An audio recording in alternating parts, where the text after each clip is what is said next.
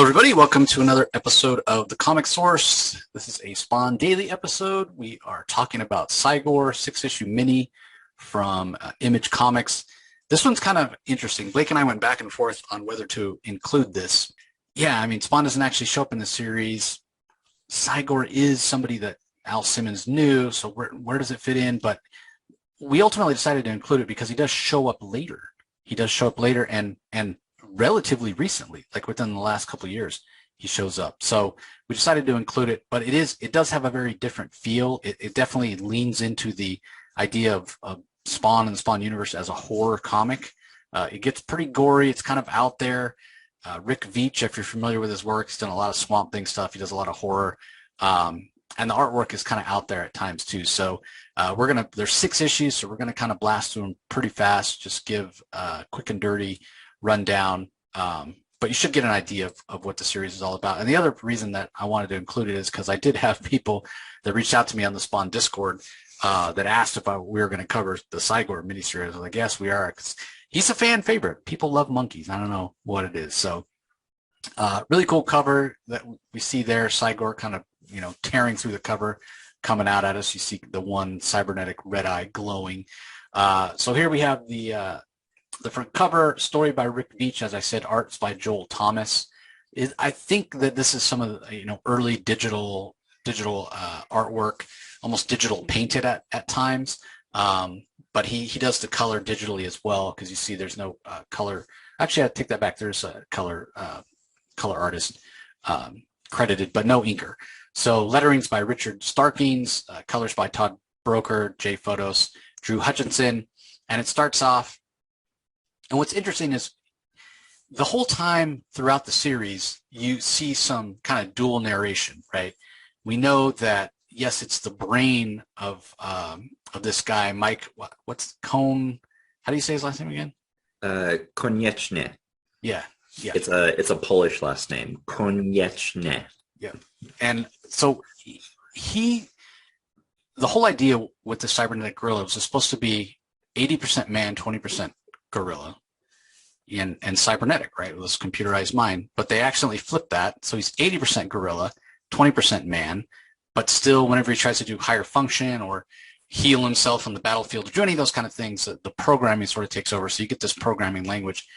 But when he's just speaking, even when he's doing these flashbacks like this, it's very kind of broken, very primitive language. And he latches on to things like, in this case, remembering a time when he was in a car accident with his mother, when he was looking at his shoes, and you see when he pictures his mom in his head, he's picturing a gorilla, which is kind of interesting. So again, car accident, he equates that with, hey, I was torn apart by this scientist who turned me into this gorilla. Now we know that's not actually how it went down. It wasn't. He was a little kid that got turned into a cybernetic gorilla, but in his mind, 80-20. That's what happened. But what's actually happening is he's being transported after the scenes, I think in Spawn 59, where he's found in the alleyway. So he's being transported. He wakes up, he breaks out, and you can see him there looking pretty beat up, again, from that fight that he had with Spawn. And then we're introduced to this guy who works for Jason Wynn, who's sort of in charge of the Sim project, as they call it now. So his name's Morty. He's this old grandpa guy who's hanging out with his son or his grandson rather. And when he hears about the Sim breaking loose, he's like, we'll come up with a cover story. He doesn't seem too concerned about it. He's more concerned, and we'll see this throughout the series, he's more concerned with covering his own butt than like actively doing his job well. And he certainly doesn't care about any kind of civilian casualties or anything like that. And we're also introduced to kind of his mentee, I guess you'd say, who Zevon is his name, who is working for him and just got the job. And he's a little bit more conscientious about trying to do his job, but Morty, he's constantly giving him advice like, don't worry about the civilians, don't worry about, it's all about covering your own butt. So meanwhile, because the Sim did escape, Cy-Gor did escape, they're tracking him down with these helicopters. They fire a missile at him, basically blow him up, collapse a building on top of him. So we do see Zevin here. We're introduced to him. This other monkey comes, and it's kind of a scam with these gypsies. They steal his watch, and then when Zevin confronts them, they say, "Oh, sorry, our mistake," and they give him a watch back, but it's a fake. It's not his real Rolex, and so he totally got scammed. So meanwhile, that monkey that belonged to the gypsies does find Cy-Gor in the rubble, and he takes away a piece of him. Again, Spawn can be very coincidental at times. It just so happens that the piece that he takes away from them is the piece that allows them to track Cy-Gor, which, again, super coincidental. But that being said, they do still find Cy-Gor. We see the two gunmen here that find the monkey as he's returning to the gypsies, and they're about to take them out when Zevin shows up, and he's supposed to kill them, according to Morty. Again, Morty doesn't care about anything, but this guy's new, and he still has a conscience, and he actually lets them go. They pretend that they don't speak English, which, he talked to them earlier, and they did. But yeah, he decides to grant them a little mercy, and you wonder if that might come to haunt him later on. Meanwhile, they also captured the monkey that belonged to the woman, who she has the ability of sight, so she gets visions, and she realizes that her monkey has been turned into a cybernetic monkey as well, and that really horrifies her. So now that they have Cy-Gor back under their control, they take him to this island to do some repair work. Because again, this whole idea of this Project Sim is to create what happened here? To create super soldiers that they can. I don't know why that did that. Super soldiers that they can use on the battlefield. That's at 200. That's why. Sorry about that. Okay, so issue 2 picks up where issue 1 let off, and we see Zevin here. He's flying to the place, this sort of top secret base where they have these buoys that go around it that emit this gas, which is hallucinogenic, and it's kind of a way to keep it safe. Anybody that tries to get through the fog will have these crazy hallucinations and be deterred from doing it. So they get there, they see here's this monkey. They're pre-programming it with all these combat strategies about how to heal himself in battle, and he's got to auto-destruct and all this kind of stuff. Meanwhile, the gypsies, again, because this woman has the visions, she can sense where her monkey is, and she's trying to get there as well. And they're actually not deterred by the gas. They actually damage one of the buoys. So then there's kind of a hole in the perimeter, which will allow other people to get in. It's no longer secure. So obviously that's a worry. And again, Mort talking to superiors and, hey, we got to figure out how this happened and get it secure. But unfortunately, while they're trying to do that, Cy-Gor does escape. You see him there. He looks much less worse for wear. He's all stitched up and stapled up and whatnot. And you'll notice that he has his little buddy, the mini monkey, there with him. Pretty much the only friend that he thinks he has. So as they're trying to track down Cy-Gor and prevent him from escaping, they're not able to stop him. He is able to escape. And once again, Mort and Zevin are doing what they do best and kind of covering their own butts. And it gets pretty brutal with Cy-Gor like ripping people's heads off and whatnot. So what this second issue really shows is, although he's this kind of monstrous ape, cybernetic, super strong, stronger than a regular ape, what it really shows is, even with the primitive speak, he's got those combat strategies that are programmed in. He's actually a brilliant tactician. He's actually very formidable, and you can't think of him as just like this dumb ape. You just can't. He's just not that. So once he gets outside the perimeter, the gypsies find him. Again, this woman can basically track her own monkey, and she wants to have him returned, but I don't think Cy-Gor really wants to give up his friend. He's like, little monkey friend, maybe he's right about these humans. So happy to have monkey friend back. They scream and scream and scream. Are they screaming in horror? Are they screaming because they got the monkey back?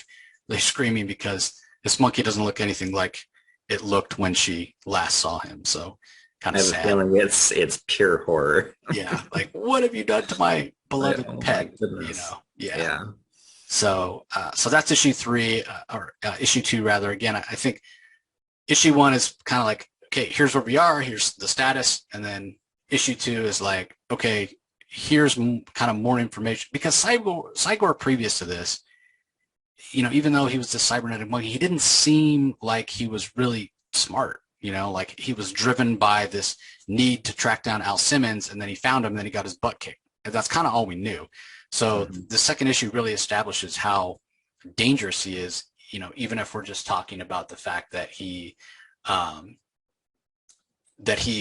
just has the everything programmed in that makes him a brilliant tactician. So part of what makes his speak the way that it is, I believe the writer Rick Veitch, he was inspired by articles that he had read in National Geographic about how gorillas and apes were able to learn sign language, and how they were able to learn thousands of simple basic words and actually construct like sentences and be able to communicate with people through sign language. So that's one of the reasons that Cy-Gor speaks the way that he does, because of that sort of simple word sentence structure. Yeah, which again doesn't mean that he's any less intelligent, but it does give that impression that there's a little bit of a juxtaposition there. So same creative team for the third issue. This one really gets weird. There's this guy out in New York City, like, who worships this god called Kali, who's the god of death in some Indian religions or whatnot. And yeah, it gets pretty creepy and pretty out there. Meanwhile, Mort and Zevin are along with their team they're doing two things. They're trying to find that buoy that's missing and get it returned and working before they get busted for it not being there, for it being messed up on their watch. And obviously they're trying to recapture Cy-Gor.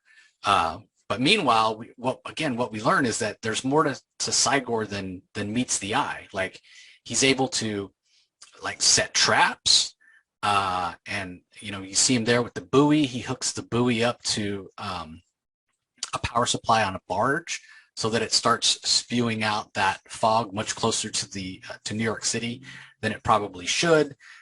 We see Zevin confront the gypsies again. Gets his gun pickpocketed. They're kind of turning the tables. She wants some level of revenge for what he did to the monkey. And meanwhile, this guy that worships Kali, she's continuing to maim and murder, and she eventually attacks Cy-Gor herself, which, I understand that you're like this supposedly undead goddess, but even you are not a match for Cy-Gor. And sure enough, he cuts off her head, and we see that she was never really the goddess.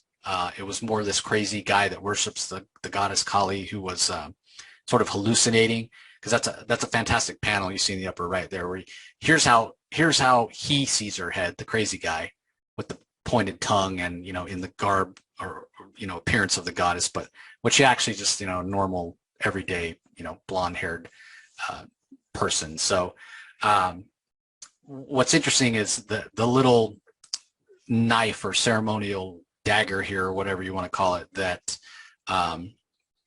he had stabbed the woman with, and in his mind infected her with the I guess spirit of Kali, I guess you'd say. Cy-Gor takes it and actually sticks it in his brain, and it's called the plunder of Kali. That he's going to wear as like a laurel, as like a sign of his victory. And death has a brand new face. So ceremoniously, it's like, here's this goddess of death, Kali, who Cy-Gor defeats, and then takes this ceremonial spike, and now he's wearing it. And the implication is now he's the god of death, right? Like he has defeated the goddess of death, and he himself has become the god of death. So again, leaning into the horror aspect. This is a really fast-paced issue, really kind of creepy, and at this point, when I was reading, I went back and read this one twice when I first read it, because the first two kind of make sense. Let's get a status quo. Let's understand who Cy-Gor is as a weapon and a tactician, and what kind of a threat he is. Okay, I got it. And then we switched to the goddess Kali. Like I was really thrown for a loop on this one. It was like, very strange. Yeah. I didn't fully understand it the first time that I read it either, because it feels so far out of left field and unrelated to the events surrounding Cy-Gor. It felt like, okay, maybe they're introducing like some kind of, villain that he's going to face all the time. No, it's just kind of a one and done thing. And it isn't fully clear if the Kali thing was just the hallucinations of this guy, or if it's actually some kind of ancient relic that does summon Kali into the body of whoever is pierced by it. It's really weird and avant-garde, and it's cool because you get to see this really awesome fight between this goddess of death and Cy-Gor, and it's a pretty fast-paced fight, but still it's odd. Yeah, and it was at this point I was like, and at no point does this ever say it's a 6-issue mini, and I was just like, okay, is this just going to be like a weird kind of one and done with this kind of throughput storyline of Morty and Zevin trying to catch Cy-Gor while he's out encountering weird stuff? And again, like there is a hoarder aspect to Spawn. There's no doubt of that. With he's a demon from hell and all that kind of stuff. But the regular Spawn comic up to this point hasn't leaned into horror as much as this does. And when you think about which of the books would be more leaning into the horror, it would be the one starring the demon, not the one starring the monkey, the cybernetic monkey. That seems more like a science fiction book. But be that as it may, that's Rick Veitch for you. So if you think that one was weird, just wait till we get to issue 4 here. So it starts off, there's this person sculpture, I don't even know what to call it, that's in this vat of something, and the eyes move around, and we find out that you're in this art gallery of this artist, and it's like avant-garde, and you can kind of see it in the background there, where it's just the person's torso, and somehow they're still alive, and the eyes move, and people are freaking out, willing to spend hundreds of thousands of dollars on this fantastic art because it seems so lifelike. And we meet a couple of stooges, I guess you'll say. One guy smokes pot all the time. The other guy's brain is fried from years and years of harder drug use. And they kind of dispose of the body parts. What we come to learn is that this artist is actually taking real people and making art out of them. But the people that buy it obviously don't realize that. And the artist is kind of frustrated because he feels like he's stagnating. Like it's the same old thing. They're bringing in like drug addicts and street people and what have you. And he feels like he can't make anything new. But lo and behold, what have they brought the artist this time but Zevin himself, who the artist calls a yuppie, and he's much more clean, and he's like, oh, he's the artist that's inspired, he can do something much better and new with this guy.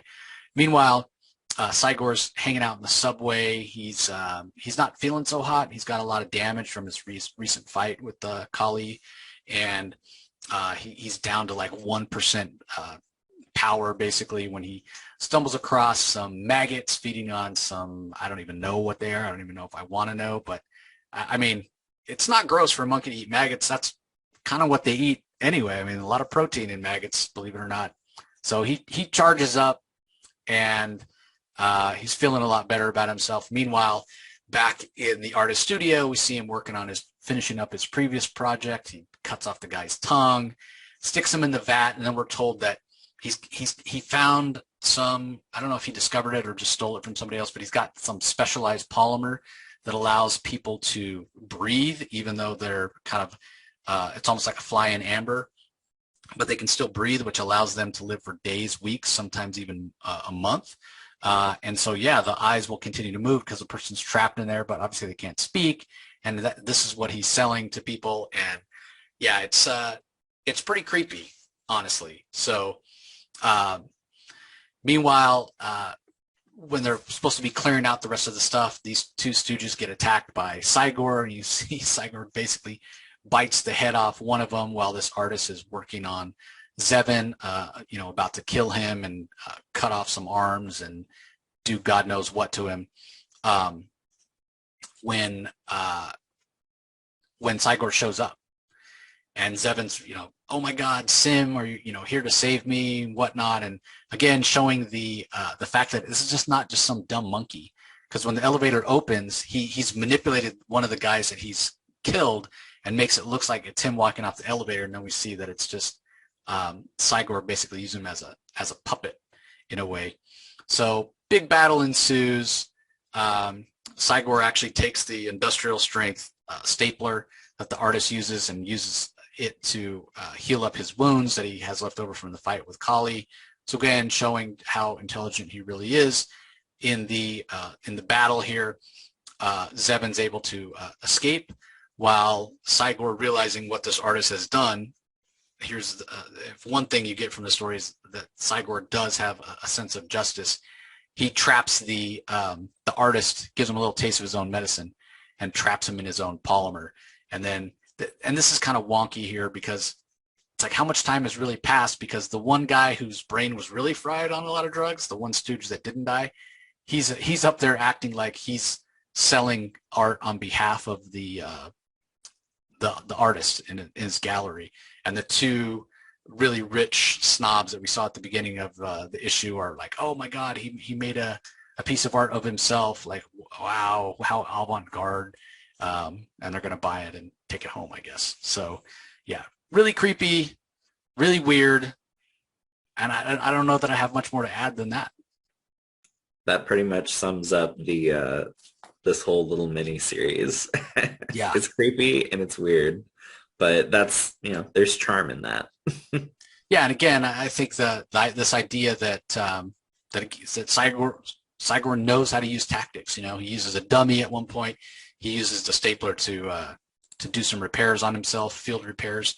So yeah, and Zevon escapes. So all right, issue 5, we sort of are moving back more toward the narrative that we were on before, with leaning into Zevon and Morty trying to capture him and also get that machine back. Now, we saw a couple issues ago that Cy-Gor had set that up using a power supply from a barge to pump out that fog much closer to the city. So this is actually on Christmas Eve.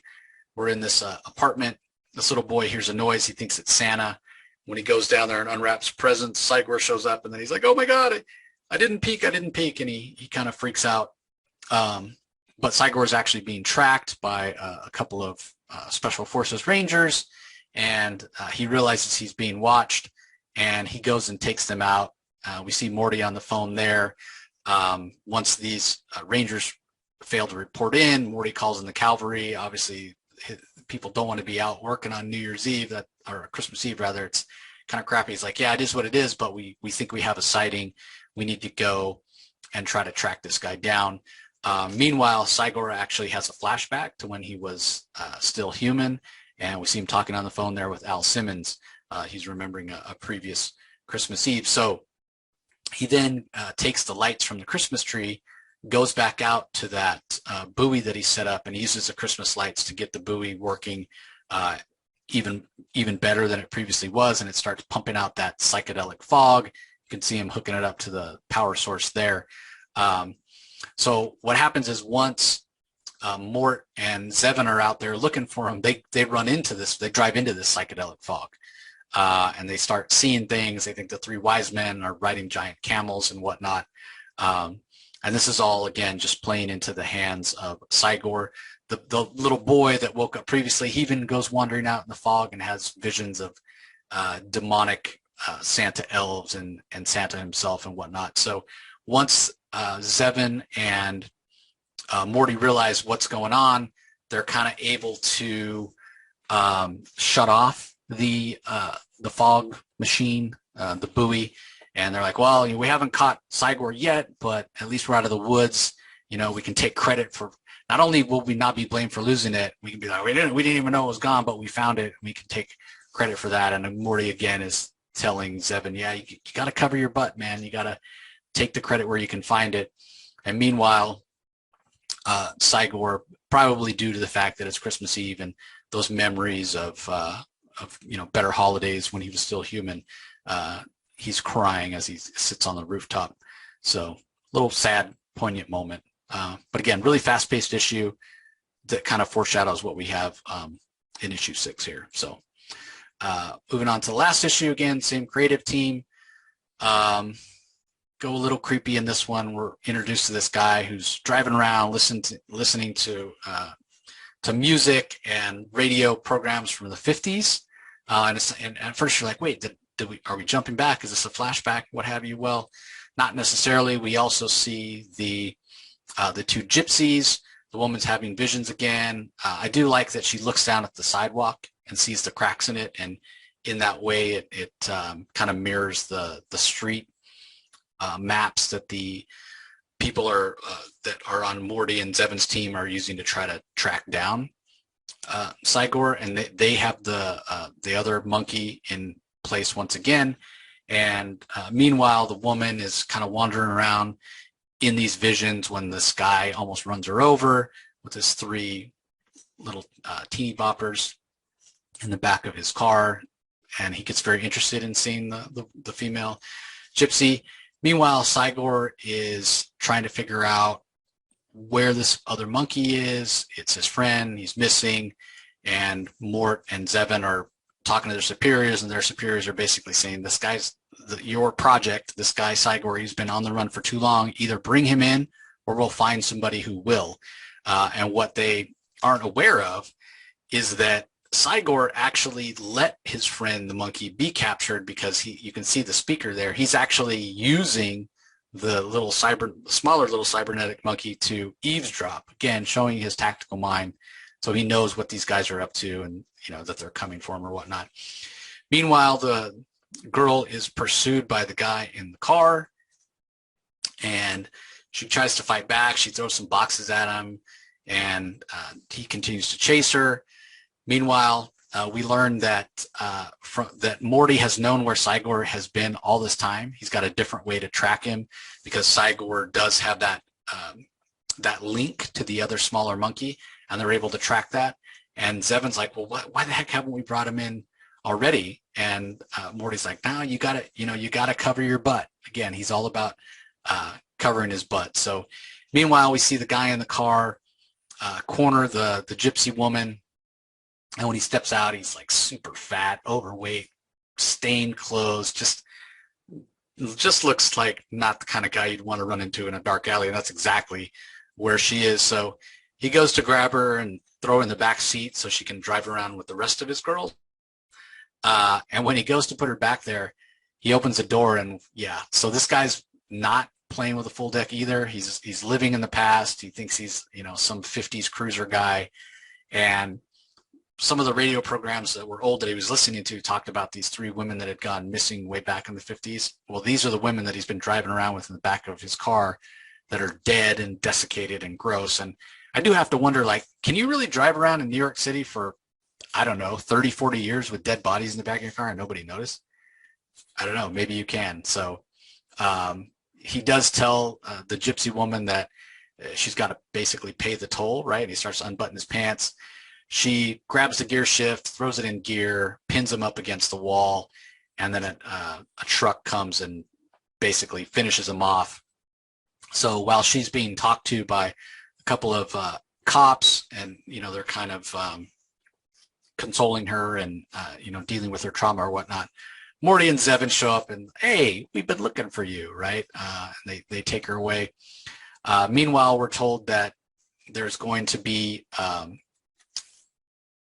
basically a transport that's going to South America, that's going to deal with some of the other aspects of this sim program, and maybe that's really what Cy-Gor was after the whole time, right?